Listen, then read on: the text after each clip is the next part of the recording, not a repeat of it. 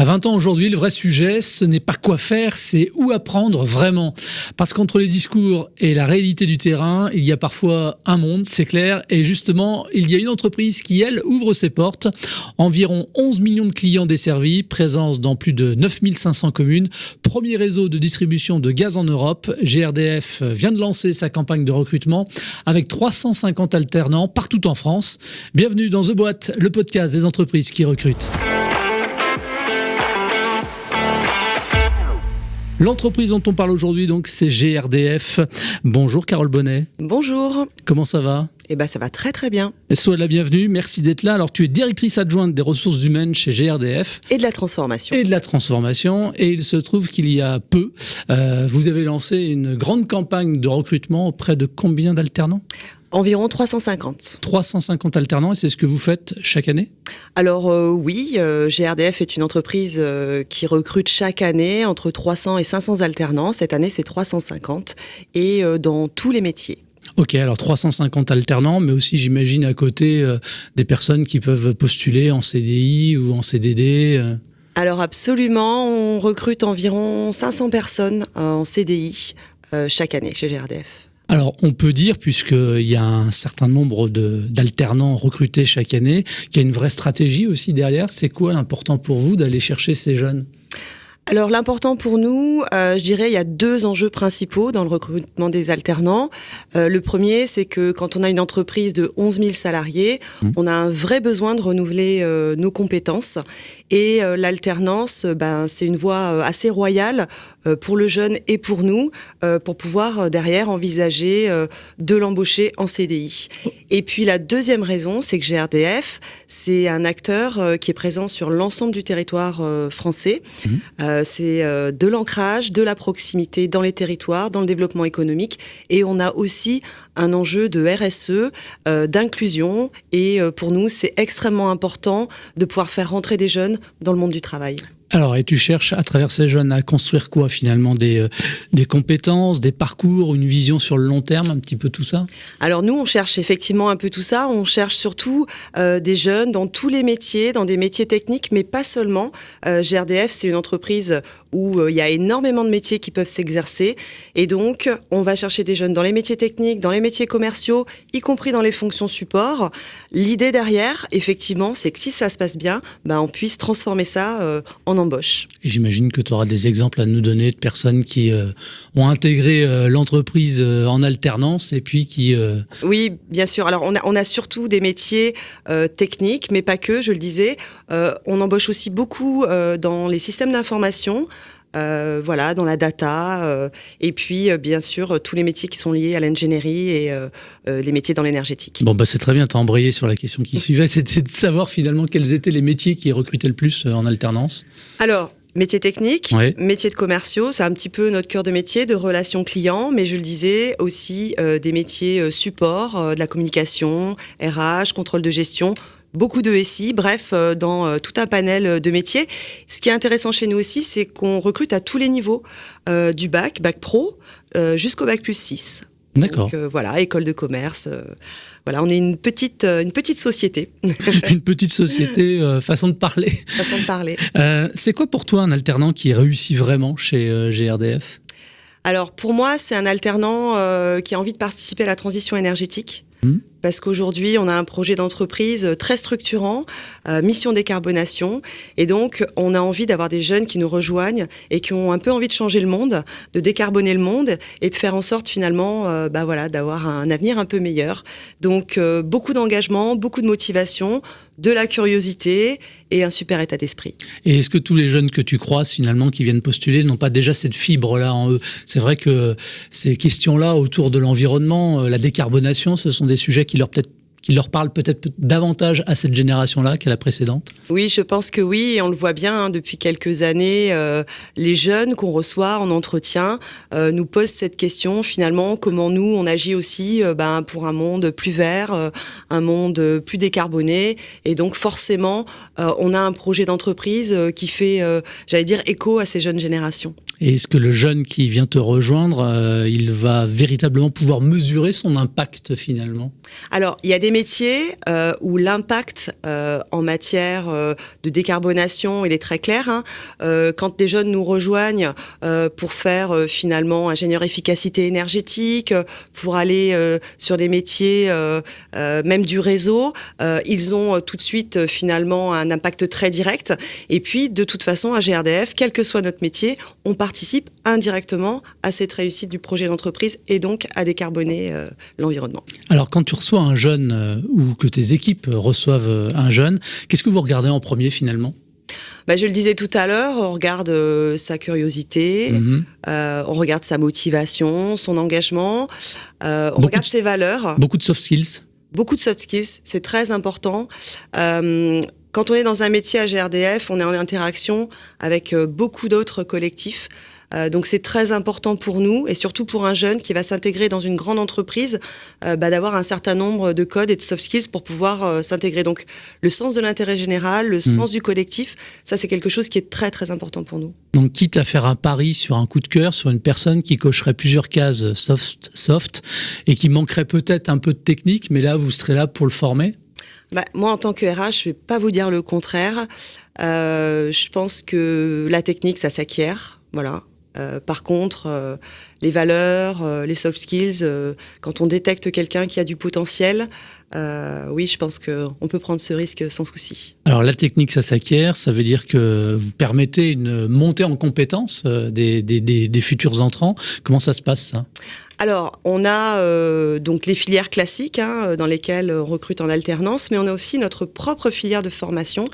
On a monté il y a quelques années avec l'Éducation nationale un bac spécifique de technicien gaz et un titre pro gaz qui vont nous permettre de former un jeune vraiment dans toutes les composantes du métier de technicien gaz. Ok. Une fois que le jeune a été retenu, comment ça se passe pour lui, la période d'onboarding, d'intégration ? Alors déjà, chez nous, le recrutement, c'est à peu près 2 étapes. Une première étape avec un RH qui va regarder la compatibilité du profil, être justement sur ces aspects un peu de soft skills. Et si cette première étape elle est franchie, le jeune va rencontrer finalement plutôt un expert du métier, soit son futur manager ou son futur tuteur, là pour rentrer un petit peu plus dans le détail du poste, de l'emploi. Et voilà, à ce moment-là, s'ils se plaisent, on va le dire comme ça, si ça fit, ouais. Le jeune est directement embauché chez nous. Le jeune qui arrive chez nous, il va être effectivement... il va y avoir vraiment une journée d'intégration, ou plusieurs jours d'intégration. En tout cas, on va soigner son arrivée dans l'entreprise. On pense que c'est hyper important. Et puis ensuite, il va être accompagné tout au long de son apprentissage, de sa formation, par un tuteur qui va vraiment être son référent et qui va lui permettre de grandir au sein du collectif. Mais il va vraiment occuper, et ça c'est très important de le dire, il va vraiment occuper un poste et on va l'aider à développer ses compétences pour pouvoir occuper vraiment un poste. Et j'imagine que vous êtes aussi en connexion avec les établissements auxquels appartiennent évidemment ces jeunes ? Oui, comme je le disais, alors on travaille soit avec des établissements avec qui on a des partenariats et je le disais, on a monté notre propre filière, donc avec un certain nombre de CFA partenaires aussi. On en a une dizaine en France sur tout le territoire et ça nous permet aussi d'aller recruter au plus proche de nos besoins. C'est selon les établissements, selon vos propres CFA, mais comment s'organisent finalement les semaines ou les programmes, en tout cas des alternants entre l'école et puis justement le travail ? Alors c'est très dépendant, j'allais dire, des rythmes finalement, on va dire de la partie scolaire. Donc nous on s'adapte, on voit de tout. On peut avoir 15 jours, on peut avoir pour les fonctions plus tertiaires des 2 jours finalement à l'école et puis 3 jours en entreprise. C'est extrêmement variable. Tu le sais probablement, il y a toujours pas mal de clichés qui traînent, notamment sur l'alternance, et c'est bien dommage d'ailleurs. On a mis de côté enfin que l'alternance c'était plus une voie de garage, c'est ce qui se disait il y a une vingtaine d'années, je crois qu'on n'en est plus là et tant mieux. L'alternant qui fait ce que personne ne veut faire, toi tu le vois encore comme une réalité aujourd'hui ou absolument pas ? Non, moi je pense pas. Je pense que, franchement, l'alternance c'est assez formidable, moi je trouve. À la fois pour les entreprises qui jouent le jeu de former les jeunes, et à la fois pour les jeunes. C'est vraiment une première expérience pour eux qui peut vraiment les mettre sur le chemin de l'employabilité. Nous, à GRDF, franchement, depuis une quinzaine d'années, une vingtaine d'années, on se source énormément sur l'alternance. On a plus de 20% de nos alternances finalement qui derrière se concrétisent par un CDI. Quand on regarde dans les métiers techniques, on atteint même 40%. Donc nous, on y trouve vraiment notre compte. Et je trouve que voilà, cette politique de dynamique sur l'alternance qui a été menée, qui malheureusement... je ne sais pas si ça perdurera, mais ce serait vraiment dommage de casser quelque chose qui a si bien fonctionné, qui est extrêmement positif pour les entreprises et extrêmement positif pour les jeunes pour rentrer dans le monde du travail. Et aujourd'hui, effectivement, on avait cassé ce cliché parce que l'alternance, elle se fait à tous les niveaux. Moi, dans ma génération, on était au balbutiement, on faisait des stages, etc. Mais on voit maintenant aujourd'hui, quel que soit le niveau d'études, l'alternance, c'est quelque chose qui est extrêmement plébiscité, que ce soit par les étudiants ou que ce soit par les entreprises. Oui. Donc pourvu que ça dure. C'est vrai que les aides ont bien diminué depuis quelques années. Autre cliché peut-être qui est à la vie longue, les entreprises, pour elles, c'est de la main-d'œuvre à pas cher, et puis finalement il n'y a pas d'obligation derrière de les recruter. Alors oui, comme je le disais, il y a plusieurs façons de voir les choses. Dans toutes les politiques, j'allais dire, aussi intéressantes soient-elles, il y a toujours des personnes, effectivement, qui peuvent détourner le sens des choses. Nous, chez GRDF, on a vraiment cette ambition, d'offrir à nos alternants un terrain de jeu dans lequel ils vont pouvoir aller tester leur appétence pour le métier, finalement, qu'ils sont en train de choisir. Et ça, c'est très important. Pouvoir passer de la théorie à la pratique, et ça c'est très important. Mais comme je le disais, on est quand même, on les met, j'allais dire vraiment, on les met dans les collectifs et ils tiennent leur place dans les collectifs. Alors, ça se fait, j'allais dire, de façon progressive, exactement. Mais le but du jeu, c'est quand même qu'ils exercent un métier, qu'ils commencent à exercer un métier. Alors, je sais qu'il y a plein de métiers différents au sein de GRDF, donc ça va peut-être être compliqué comme question, mais quand même, malgré tout, pour se donner une idée comme ça et pour se projeter, ça ressemble à quoi une journée type d'un alternant chez GRDF ? Alors, je vais vous prendre la journée type d'un alternant qui est technicien gaz chez nous. Donc, il va commencer relativement tôt, vers 7 heures. Il va se rendre dans ce qu'on appelle une salle de prise de travail où il va rejoindre l'ensemble de ses collègues. Et donc là, il va recevoir l'ensemble des consignes pour effectuer les interventions qu'il doit réaliser dans la journée. Voilà, donc après il va partir en intervention avec son tuteur et puis il va faire des interventions techniques sur le réseau de distribution de gaz. Voilà, ensuite il va déjeuner et puis continuer comme ça avec son petit programme en autonomie, mais en fonction de son niveau d'autonomie, il sera accompagné ou pas, et puis voilà, ça se passe comme ça une journée. Alors ça c'est la journée d'un technicien, et puis pour la journée d'un alternant dans une fonction support, exactement comme vous et moi, il va arriver le matin, il va poser son bagage, il va prendre son café, il va aller s'installer, il va discuter avec ses collègues, et puis il va faire ce pourquoi il est là. Alors, discuter avec ses collègues, c'est hyper important. Ça participe aussi au bien-être de chacun. À la cohésion, évidemment, à l'engagement, qui sont des mots importants chez vous. Si on parle de cohésion, d'engagement, de bien-être, on parle finalement aussi de la qualité de vie au travail. Elle se résume à quoi, la qualité de vie au travail chez GRDF ? Alors, moi, je la résumerai quelques mots. Le respect. Je pense que le respect, c'est la base de toutes les relations, qu'on soit finalement au travail ou pas. Donc, respect, on a une politique chez GRDF avec une charte éthique. Et le respect, c'est le premier de ces principes-là. Voilà, agir avec respect avec les autres dans toutes les interactions qu'on peut avoir. Donc moi, je pense que ça, c'est vraiment extrêmement important. Et puis l'intérêt général, l'intérêt du collectif. Voilà, quand on rentre chez GRDF, on va être amené parfois à avoir un très beau parcours, on peut changer de métier. Donc il faut toujours garder en tête qu'on peut demain exercer un métier différent, à un endroit différent. Et donc l'intérêt général, l'intérêt collectif, je crois que ça c'est vraiment des valeurs très importantes pour nous. En termes d'avantages aussi, je sais pas, est-ce qu'il y a des choses spécifiques qui sont mises en place ? Alors, c'est pas moi qui vais vous dire le contraire, on est une belle entreprise. On est une entreprise qui se donne les moyens d'avoir des salariés qui ont envie de nous rejoindre. On a une politique d'ambition sociale qui est une belle politique d'entreprise. Oui, il y a des avantages. En plus j'allais dire des jours de congé un peu classiques, on a un système d'accord temps de travail qui nous permet d'avoir des jours non travaillés. Donc en fonction des équipes, ce jour varie, mais c'est assez sympa. Et puis on a tout un tas de dispositions un peu spécifiques. On a des tarifs particuliers sur l'électricité et le gaz. On peut faire un très très beau parcours. On a de l'intéressement, de la participation. Voilà. Donc c'est une belle entreprise qui a une belle politique d'ambition sociale. Et en termes de RSE, quelques mots là-dessus, c'est quoi l'ambition ? Alors, en termes de RSE, donc on a plusieurs objectifs, et quand on regarde les objectifs qui sont un peu plus liés aux ressources humaines, on a bien évidemment une ambition très, dans le domaine de l'inclusion, que ce soit avec des taux de travailleurs handicapés. GRDF, c'est une entreprise inclusive qui est ouverte à tous et ouverte à toutes, parce qu'on a aussi des objectifs ambitieux en matière d'égalité professionnelle. Voilà. Vous y arrivez à ça, à la parité ? Alors, on n'arrive pas à la parité dans tous les métiers. Aujourd'hui, à GRDF, il y a à peu près 28% de femmes. Mais bon, c'est une entreprise technique, industrielle, donc 28% de femmes. 35% de femmes, on va dire, chez les cadres.